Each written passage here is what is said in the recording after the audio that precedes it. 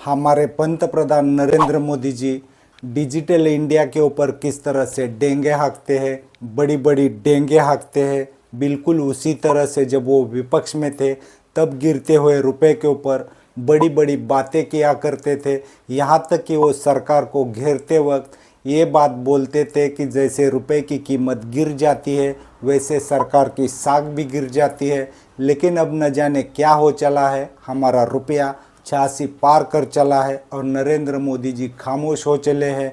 यहाँ तक कि इस विषय के ऊपर बात करना पसंद नहीं करते। लेकिन जो लोग गिरते हुए रुपए से परेशान हैं उन्हीं में से एक बी लाल है जो गिरते हुए रुपए से बहुत ज़्यादा परेशान है और वो अपनी परेशानी लेकर ए लाल के पास चला जाता है। लेकिन यहाँ पर ए लाल हमेशा की तरह गिरते हुए रुपए के फ़ायदे गिनाने लगता है। इस विषय के ऊपर दोनों के बीच बहुत लंबी बहस चल जाती है। लेकिन आखिरकार ए लाल अपनी मन की बात वहाँ पर बोल ही देता है। ए लाल का सच सुनने के बाद बी लाल पूरी तरह से चुप हो जाता है। तो आइए इन दोनों का पहले डिबेट देखिए। ए बी लाल, क्या हुआ? तेरे शक्ल के ऊपर 12 बज चुके हैं, तेरा चेहरा उतरा है, क्या प्रॉब्लम है? अरे अपना विकास है ना, मेरा बेटा जो अमेरिका में पढ़ता है उसको $5000 भेजना है ना, इसलिए परेशान हूँ। अरे बी लाल, इसमें क्या परेशानी है? अब हमारे पास डिजिटल इंडिया है, यहाँ से अमेरिका में फ़ोन से तुरंत पैसा जाता है। रुक मैं भेजता हूँ, थोड़ा कैलकुलेशन करने दें। 5000 इंटू 86, 4,30,000।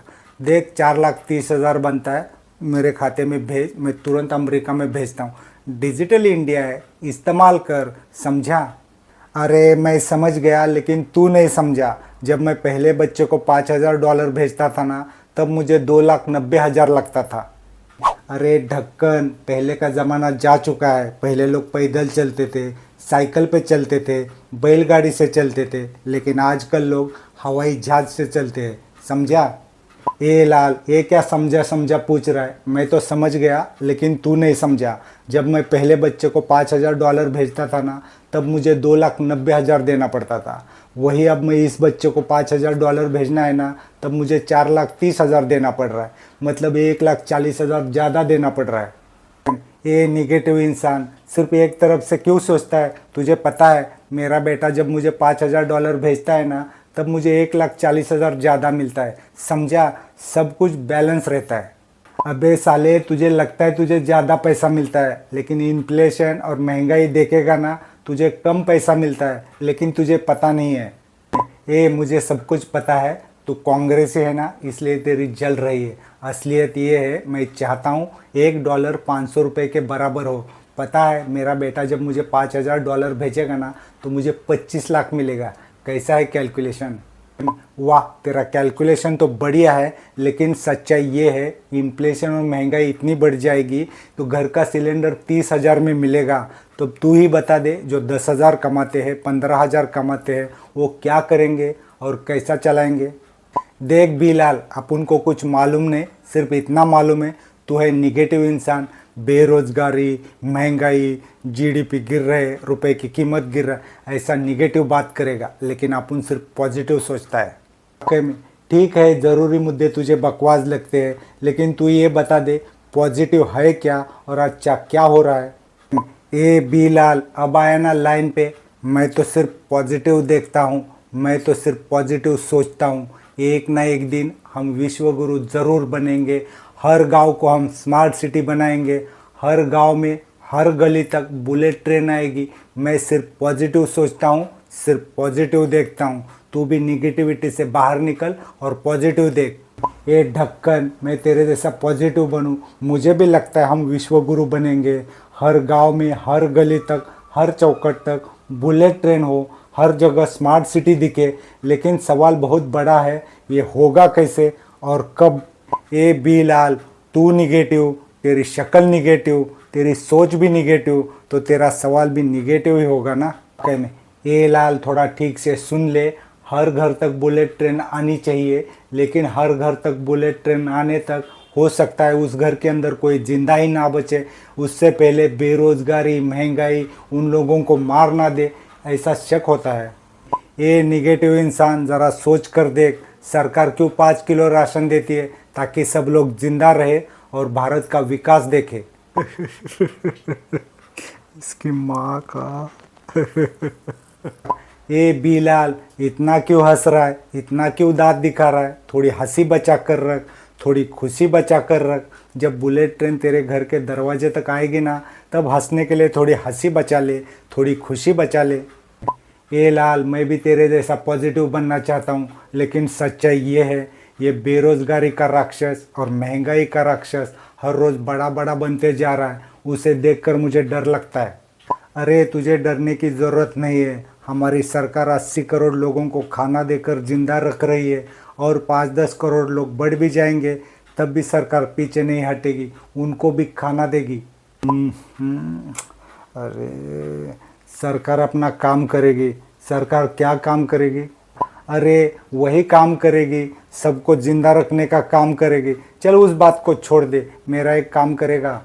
ए लाल, तू क्या बात कर रहा है? यहाँ पर मैं खुद परेशान हूँ, फिर भी बोल ले, कोशिश करता हूँ। देख, खुशी की बात है, मेरे बेटे ने वहाँ पर घर ले लिया है और उसने मुझे बोला है 4 महीने तक वो पैसा नहीं भेज पाएगा, इसलिए मुझे 10,000 की ज़रूरत है। तो मुझे 10,000 दे दे। जब मेरा बेटा पैसा भेजेगा ना, तुरंत लाकर तुझे दे दूँगा। एक बात बता रे, अगर तेरे बेटे ने पैसा नहीं भेजा तो? फिर से निगेटिव बात कर रहा है। मेरे बेटे को पता है मुझे यहाँ पर कोई काम नहीं मिल रहा है, वो पक्का भेजेगा। अबे साले, इतनी देर ज्ञान दे रहा था, लेकिन असलियत में तू भी परेशान है। सिर्फ इतना बता दे, तुझे 5 किलो राशन मिलता है या नहीं मिलता? क्या बात कर रहा है? सरकार तो मुझे 5 किलो राशन भेज देती है, लेकिन उसमें होगा क्या? वहाँ पर सिर्फ दाल चावल मिलता है। उसके लिए और भी कुछ चाहिए ना, तेल चाहिए, सब्जी चाहिए, मसाला चाहिए, गैस चाहिए, और भी बहुत कुछ लगता है। ये ढक्कन, इतनी देर से ज्ञान पेल रहा था, मुझे सिर्फ इतना बता दे, तूने इलेक्ट्रिक बिल भरा कि नहीं भरा? नहीं रे, नहीं भरा। और कमाल की बात यह है, बिजली विभाग ने बिजली काट भी दी। उसके बारे में बाद में सोचेंगे। फिलहाल पड़ोसी की लाइट चोरी करके वापर रहा हूँ, कैसे न कैसे चलाऊँगा। अबे साले, इतनी फटी पड़ी है और ज्ञान बांट रहा है, इतना बता दे, तुझे ये मोबाइल क्यों चाहिए? अबे गधे, अब बैलगाड़ी का ज़माना नहीं है, मोबाइल तो चाहिए। मोबाइल पर ही पता चलता है देश में क्या क्या विकास हो रहा है। ज़्यादातर मैसेज व्हाट्सएप पे आता है। साले, इतना प्रॉब्लम है। और एक बात बता दे, ये जो तेरे पास मोबाइल है ना, उसे रिचार्ज कैसे करता है? अरे समझा कर, दिन में रेलवे का वाईफाई वापर लेता हूँ, थोड़ा कम नेट आता है लेकिन काम चल जाता है, और रात में पड़ोसी का पासवर्ड चुराया है, वो वापरता हूँ। अबे साले, इतना प्रॉब्लम है फिर भी पॉजिटिव कैसे रहता है? इस बात के लिए मैं तुझे मानता हूँ, लेकिन अभी तू लेकिन बोला ना, पक्का निगेटिव बात करेगा। नहीं नहीं, अभी निगेटिव बात नहीं करूँगा, सिर्फ इतना बता दे आगे कैसे चलाएंगे। अरे बिलाल, क्या बताऊँ, कर्जे से मेरे हालात तो बहुत ख़राब है। ऊपर से 10 साल हो गए, बीवी हाथ लगाने नहीं देती, 3 साल से तो खाना भी नहीं देती। छोटी बेटी है ना, अपना वाईफाई तक नहीं देती, और बड़ी बेटी गंदी गंदी बात करती है, और मेरी बीवी हंसती है। क्या क्या बताऊँ। एक बात तो तेरी माननी पड़ेगी, जो भी हो, हालात जैसे भी हो, तू सच मान लेता है, सच कबूल लेता है, तो अपने घर में जाके किसी से बात क्यों नहीं करता? बिलाल, मैं तेरी बात समझता हूँ, लेकिन तू इतना समझ ले, इंसानों से बात की जाती है, जानवर ना तो सुनते हैं, ना तो समझते हैं, ना तो बात करते हैं। ए लाल, एक बात अपने दिल से बता दे, अगर मैं तुझे पूछूं, सिर्फ एक सेंटेंस में बता, किसी को भी अच्छा रहने के लिए क्या चाहिए? अगर तूने दिल से पूछा है ना, तो दिल से जवाब भी सुन ले। मैं सिर्फ इतना चाहूँगा, दुनिया में किसी के भी जीवन में दक्षिणपंथी लोग ना आ जाए, क्योंकि उनको सवाल पूछने से वो सवाल का जवाब नहीं देते, एक्शन लेते हैं, अलग हो जाते हैं, टूट जाते हैं। अरे यार, मैं ये क्या देख रहा हूँ, तू तो बहुत सीरियस हो रहा है। आज पहली बार देखा तू इतना सीरियस हो सकता है। अब इतना सीरियस हो ही रहा है तो सीरियस बात भी बता दे।